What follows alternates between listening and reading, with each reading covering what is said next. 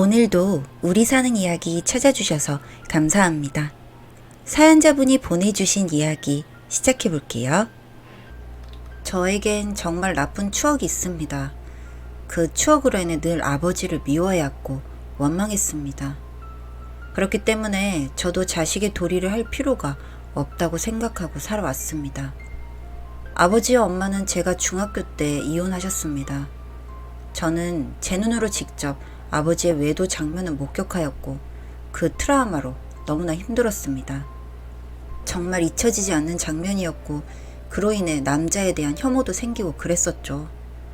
결국 저는 엄마와 살게 되었고 여자 때문에 가정을 버리고 자식까지 모른 척하고 살던 아버지가 죽도록 미웠습니다. 양육비 한 번 준 적이 없었지만 뭐가 그리 당당한지 늘 할 만큼 했다는 말을 입에 달고 사는 사람이었죠. 그런 사람이 뭐가 그렇게 좋은지 엄마는 다른 남자를 만날 생각이 없다며 여자 혼자 힘으로 저와 제 동생을 키워내셨고 아마 많이 힘드셨을 겁니다. 그런 걸 아는지 모르는지 제 동생은 늘 사고만 치고 엄마를 많이 속상하게 했었죠.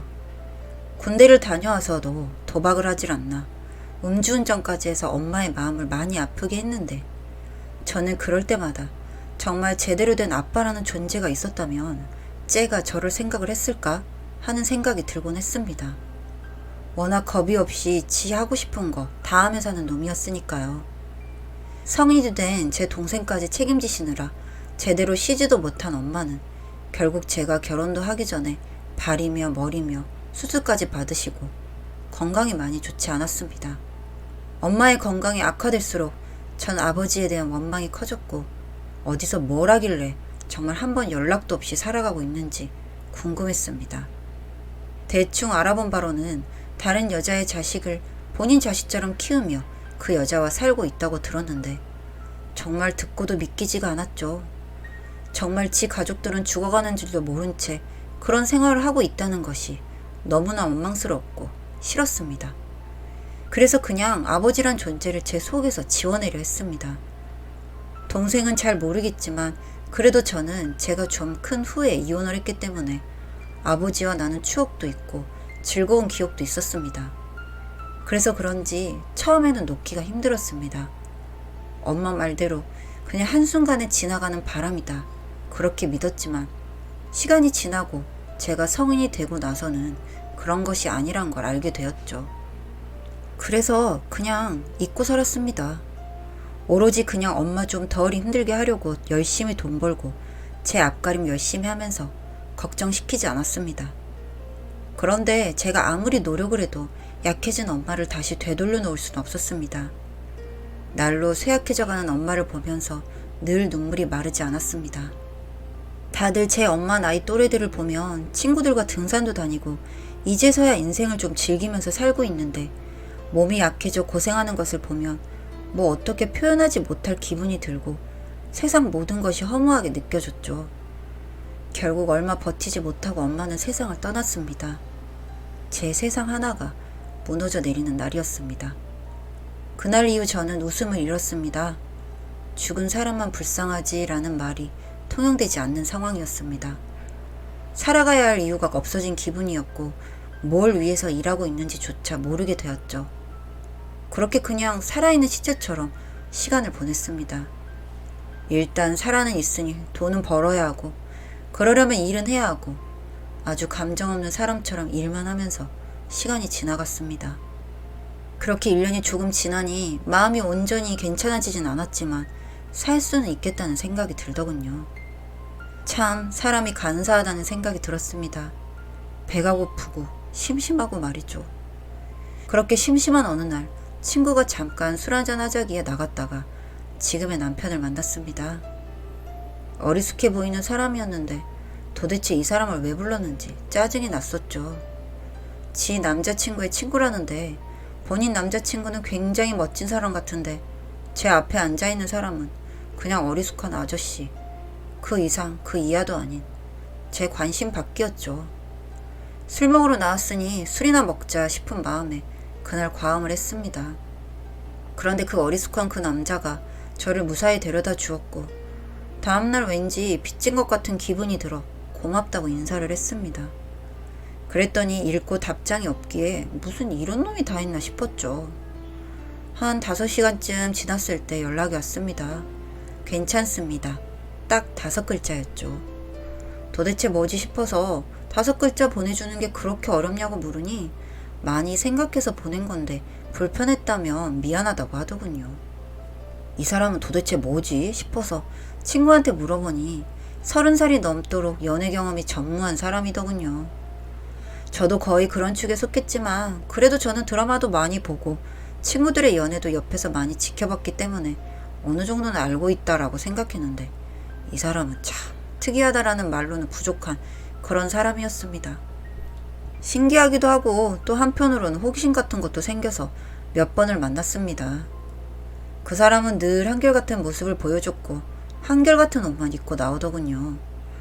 그래서 옷이 이것밖에 없냐고 물으니 그것도 미안하다고 하는 참 착한 사람이었습니다. 왠지 모르게 점점 그런 모습에 제가 마음을 주게 되었고 챙겨주고 싶다는 생각이 들었습니다. 되려 챙김을 받는 것은 늘 저였지만요. 마음이 허했던 저를 늘 채워주던 사람이었습니다. 나도 퇴근 후에 누군가를 만날 수 있고 그리고 그 사람에게 많은 위로를 받을 수도 있었습니다. 늘 틱틱거리며 세상 부정적이었던 제게 변함없이 따뜻한 모습을 유지해 주었습니다. 그래서 결혼이란 것을 결심하게 되었습니다. 정말 막 설레고 좋은 사람은 아닐지라도 이 사람 옆에 있으면 늘 따뜻할 것 같은 느낌이 들어서였죠. 그렇게 결혼을 하기로 했습니다. 저에겐 허락받을 부모도 없었기에 시댁에만 인사를 하러 갔었고 남편에게 이미 대충 이야기를 들었었는지 저에게 민감한 질문 하나 하지 않으셨습니다. 배려심 깊은 부모님 밑에서 자라 저렇게 착하구나 싶었습니다. 그때 당시에 남편은 그래도 아버지인데 결혼식에 오라고 하는 것이 맞지 않냐는 말을 많이 했습니다. 그 문제로 많이 다투었죠. 그래도 얼굴은 알고 싶다고 하는 그였기에 마지못해 몇 장 있었던 사진을 보여주게 되었고 너랑 닮았네 하며 제 속을 뒤집어 놓았죠. 정말 착한 사람이었지만 그 문제만큼은 꺼내주지 않길 바랬는데 말이죠. 제 뜻을 이길 수 없었기에 그냥 그대로 결혼을 진행했습니다. 다행히 저한테 외삼촌이 있었기에 제 혼주석에 앉아주시기로 했고 양복도 한번 해드렸습니다. 그렇게 결혼식 당일날이 되었고 전 누구보다 행복한 사람이 되었습니다. 신혼여행을 다녀오고 행복한 일상을 보냈습니다. 그러다가 전화 한 통이 왔습니다. 모르는 번호였고 남자기에 누구시냐고 물었더니 아빠라고 했습니다. 학생 때 이후로 목소리 한번 들어본 적 없는지라 너무나 놀랐습니다. 일단 할 말을 잃어서 한동안 침묵하다가 만나자는 말에 왜 만나야 하냐고 하니 꼭 만나고 싶다고 부탁하기에 대답을 하지 않았습니다. 그리고 다음날 또 전화가 왔기에 전화 안 하셨으면 좋겠다고 하니 꼭 줘야 할 것이 있다고 만나자고 하더군요. 그게 뭔지 궁금하기도 하고 가슴이 두근거려서 일단 만나기로 했습니다. 왠지 그냥 모른 척하면 계속해서 찝찝할 것 같아서요. 약속을 잡고 만났는데 무슨 노숙자 같은 사람이 한 명 앉아 있었습니다.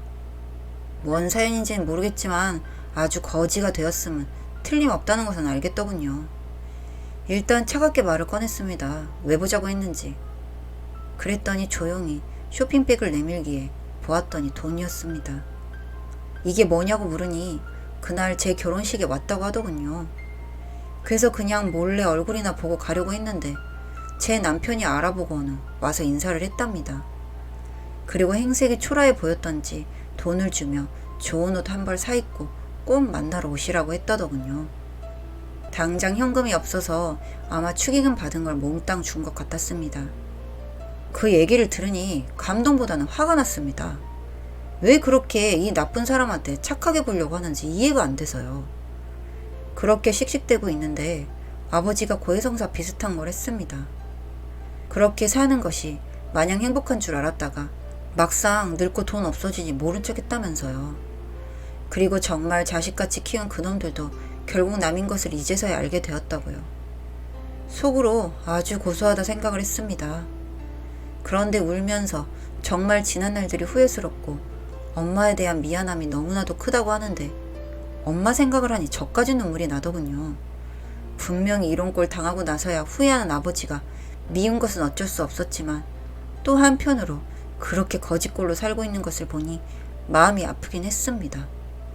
그 감정 들키기 싫어서 얼른 일어서서 그냥 이 돈이라도 가지고 가라고 말하고 집에 와버렸습니다. 그리고 그날 저녁 남편과 많은 얘기를 나누었습니다. 왜 그런 행동을 했냐고 물으니 당장 그 상황에서 내가 해드릴 수 있는 게 그거밖에 없었다고 하더군요.